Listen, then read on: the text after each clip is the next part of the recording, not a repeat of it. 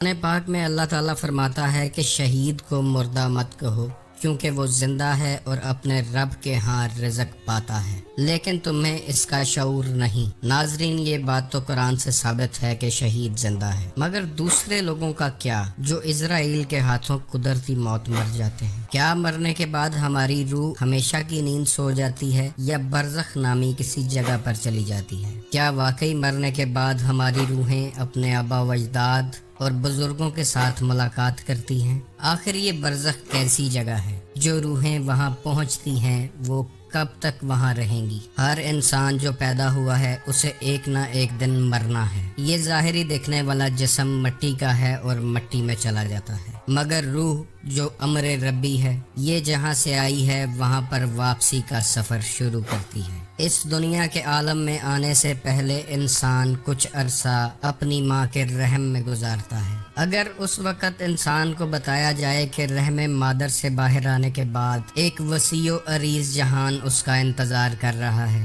جس کی وسعت کا اندازہ تم رحم مادر میں نہیں لگا سکتے، تو شاید اس بچے کے لیے اس وقت میں یہ سمجھنا ناممکن ہوگا۔ اسی طرح جیسے ہمیں کہا جاتا ہے کہ اس دنیا سے جانے کے بعد ایک وسیع و عریض جہان ہمارے انتظار میں ہے جس کا نام عالم برزخ ہے، تو ہم میں سے بہت سے لوگوں کے لیے یہ سمجھنا انتہائی مشکل ہوتا ہے۔ جس طرح بچہ پیدا ہونے کے بعد ایک نئی دنیا میں داخل ہوتا ہے، اسی طرح انسان اس دنیا میں مرنے کے بعد ایک نئے جہان میں آنکھ کھولتا ہے، یعنی کہ وہ اس جہان فانی سے انتقال کر جاتا ہے۔ عالم برزخ کے بارے میں مزید جاننے سے پہلے ویڈیو کو لائک کیجیے گا، شیئر کیجیے گا اور چینل کو سبسکرائب کیجیے گا تاکہ آپ کا اور ہمارا رابطہ بنا رہے۔ ناظرین، سب سے پہلے تو اس بات کو جان لینا ضروری ہے کہ دنیا کی یہ زندگی جسم اور روح کا مرکب ہے۔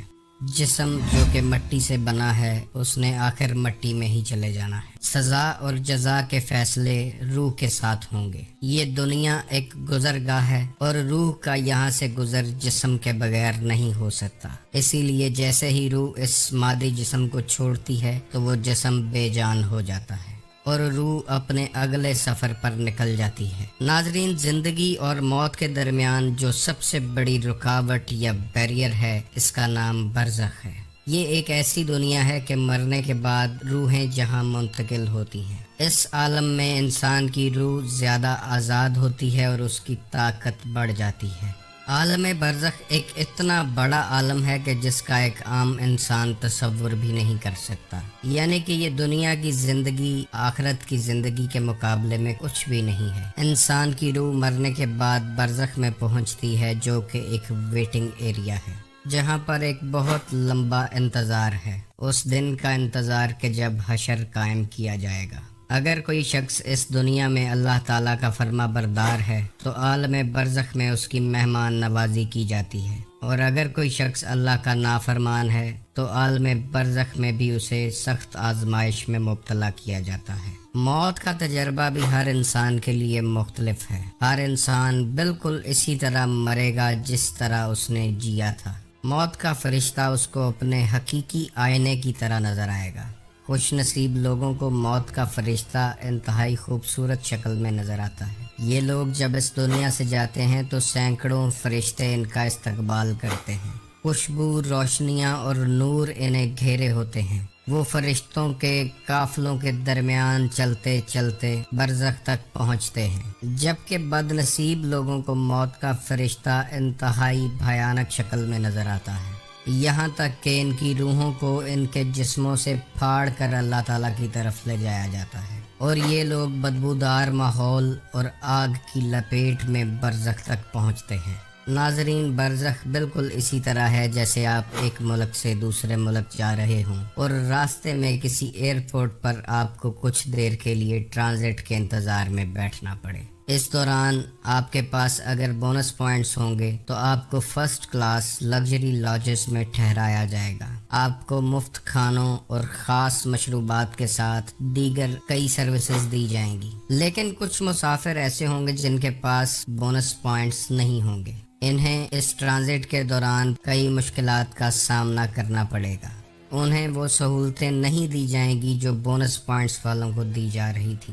اسی طرح عالم برزخ میں روحوں کو ٹھہرانے کے لیے مختلف سٹیشنز بنائے گئے ہیں، جن میں سے سب سے پہلا سٹیشن علیین ہے کہ جس کا ذکر قرآن پاک میں ہے۔ یہ ایسا اعلیٰ ترین مقام ہے کہ جو صرف انبیاء علیہ السلام کے لیے بنایا گیا ہے۔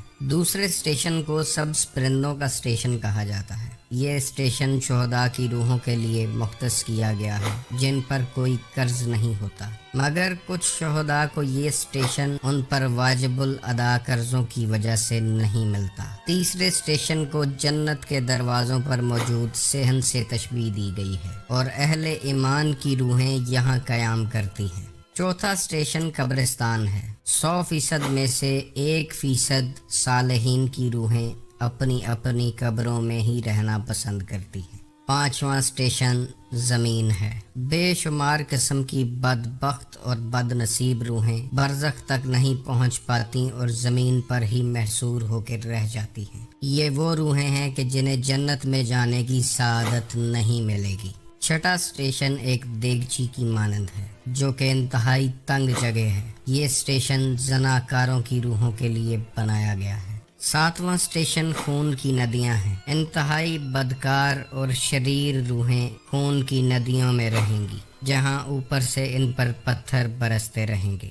آٹھواں سٹیشن سجیین ہے جس کا قرآن پاک میں ذکر ہے۔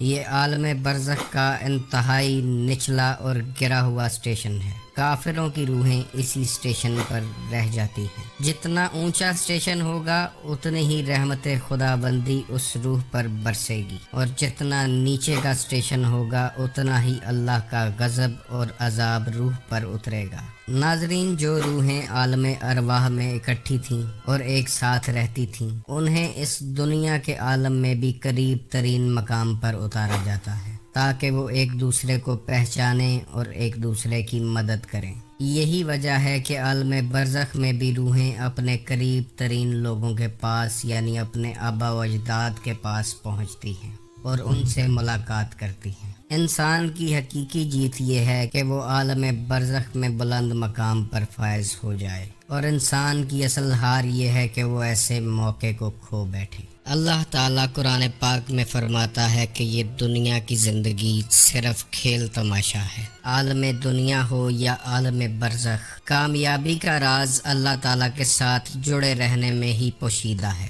اللہ تعالیٰ انسان کی شاہ رگ سے زیادہ قریب ہے۔ اگر آپ اپنی زندگی کے ہر لمحے میں اللہ تعالیٰ کو اپنے ساتھ محسوس کرتے ہیں اور آپ معرفت الہی کے لیے کوشاں رہتے ہیں تو انشاءاللہ کامیابی آپ کا مقدر ہوگی۔ اللہ تعالیٰ آپ کو اور مجھے اس دنیا میں رہتے ہوئے اگلی دنیا کو بہتر بنانے کی توفیق عطا فرمائے۔ آپ خوش رہیں، آباد رہیں اور رحمت خدا بندی کے سائے میں رہیں۔ اللہ حافظ۔